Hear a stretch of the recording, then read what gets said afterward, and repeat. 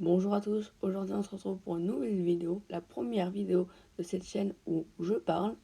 Pour ma part, je suis survivant de koh Dr Kael va bientôt faire une vidéo sur koh Malaisie.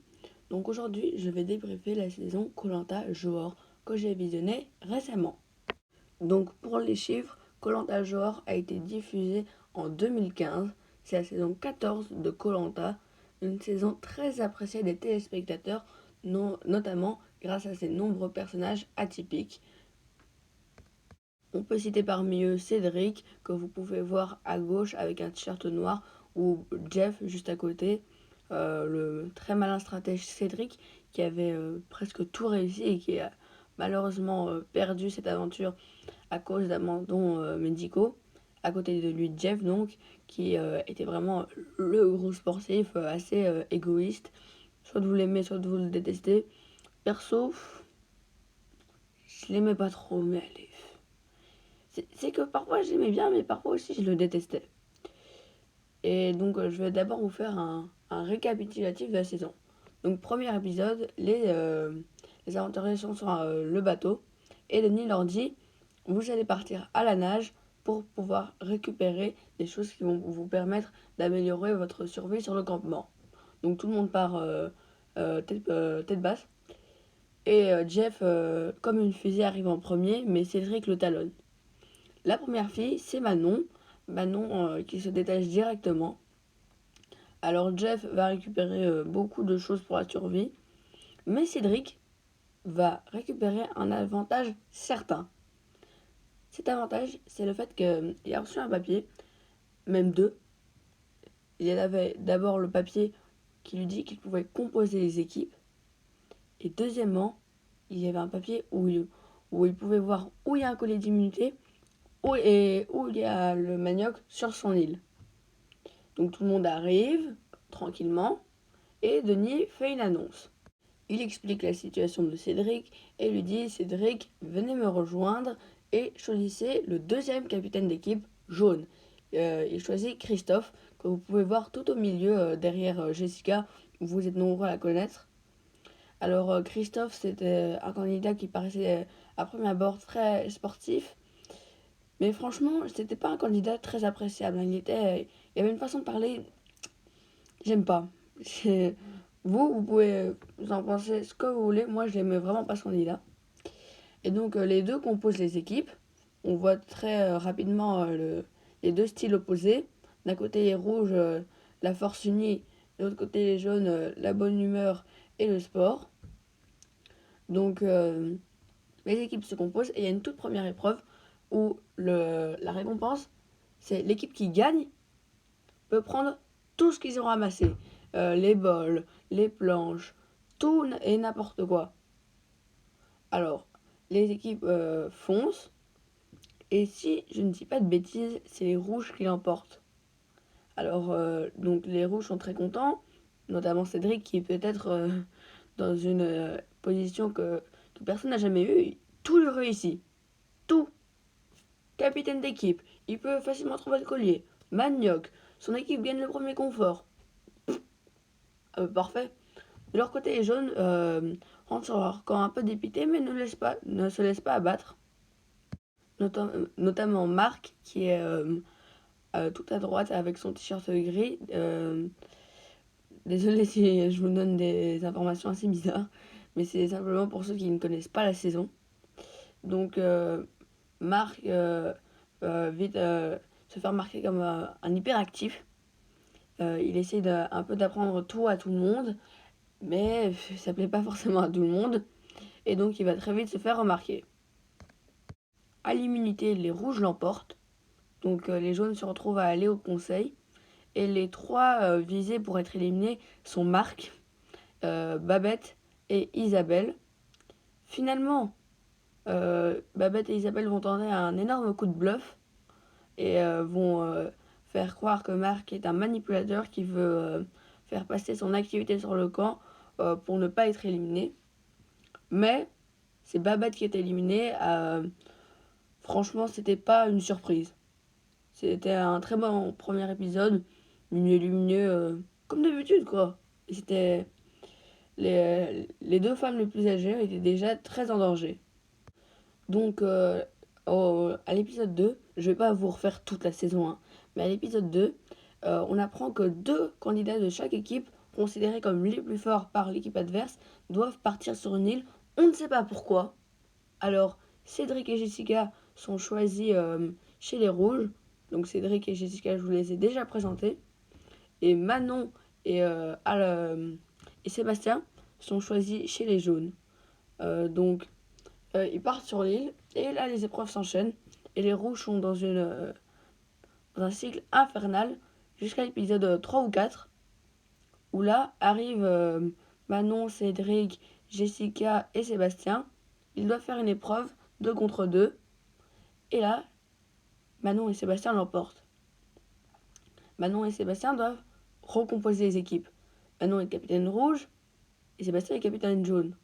Cédric, le leader charismatique donc des rouges, se retrouve coéquipier jaune et tout est recomposé. Et Marc a été très vite sauvé. S'il avait été chez les rouges, il serait sorti.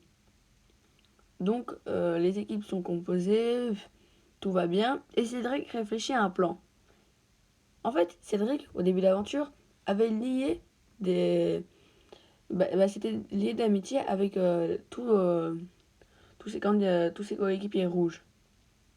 Il leur avait dit, on va ensemble jusqu'à la réunification et on va tous gagner. Le truc, c'est que Cédric, là, il se dit, si je prends les rouges, je sais pas. Alors, lui, ce qu'il va faire, c'est qu'il va sortir plusieurs jaunes au fil des épisodes pour faire croire à Jeff que l'unité rouge existe encore.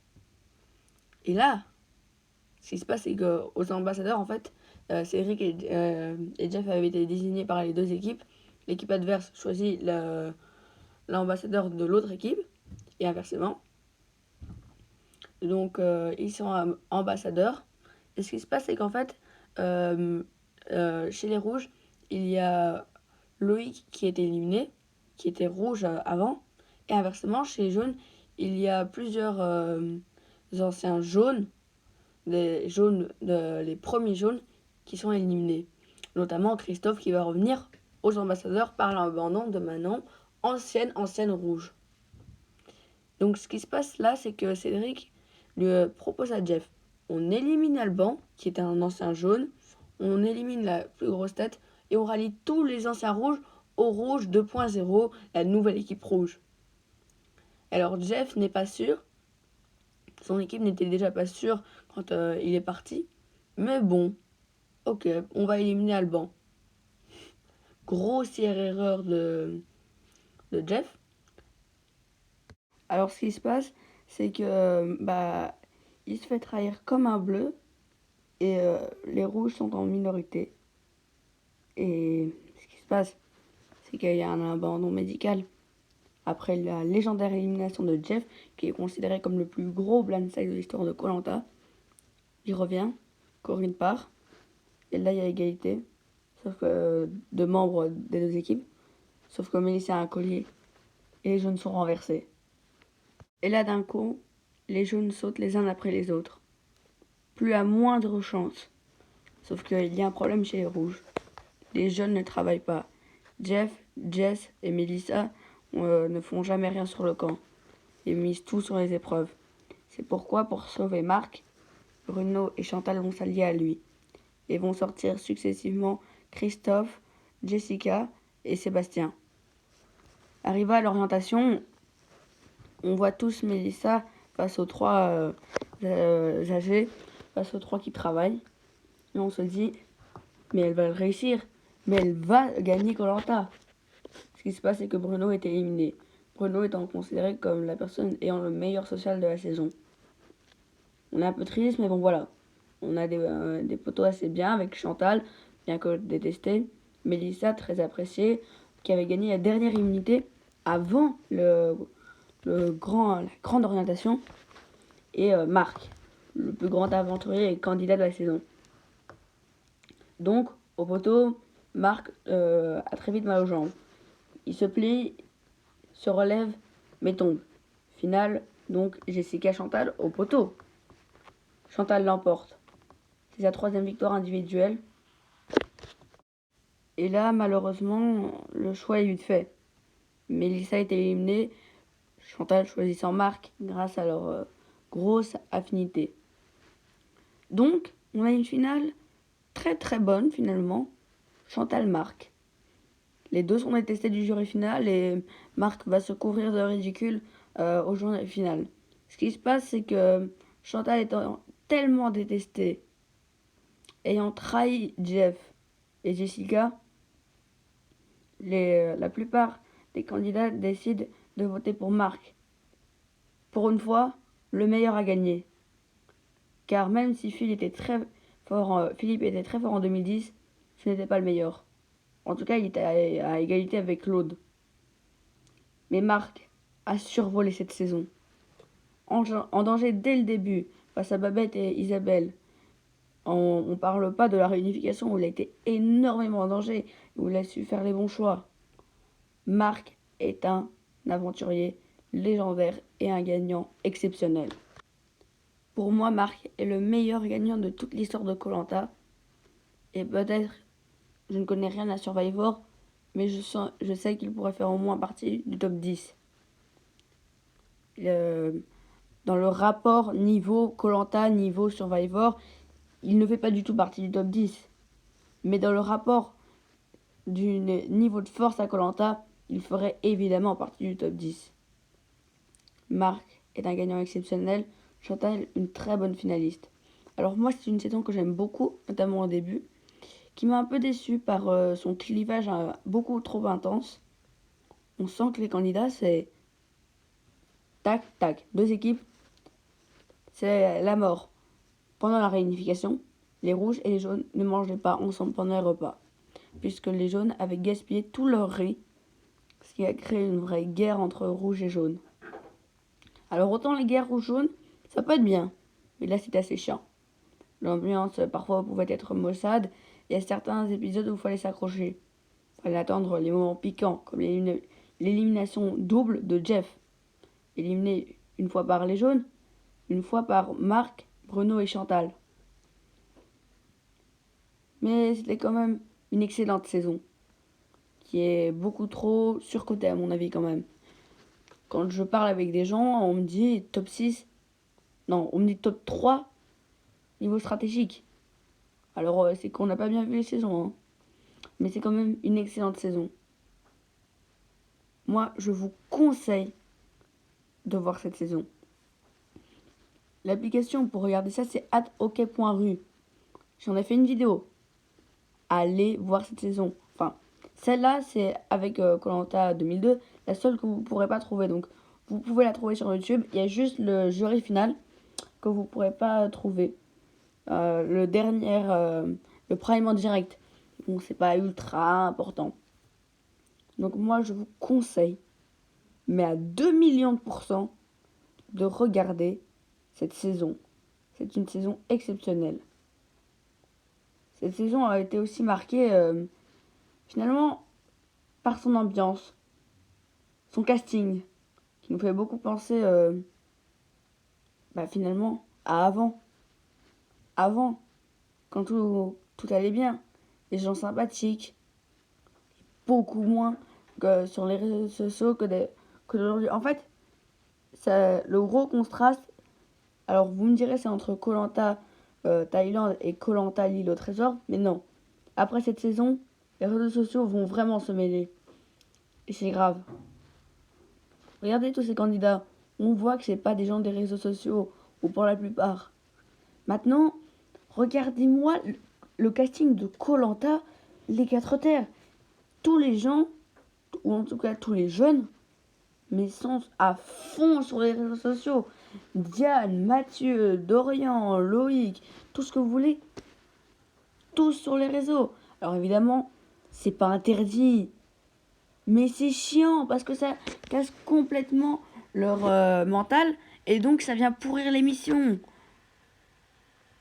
Et donc on repêche plus de gens qui veulent prouver qu'ils sont les plus forts sur les réseaux que des gens qui veulent réellement participer à une aventure.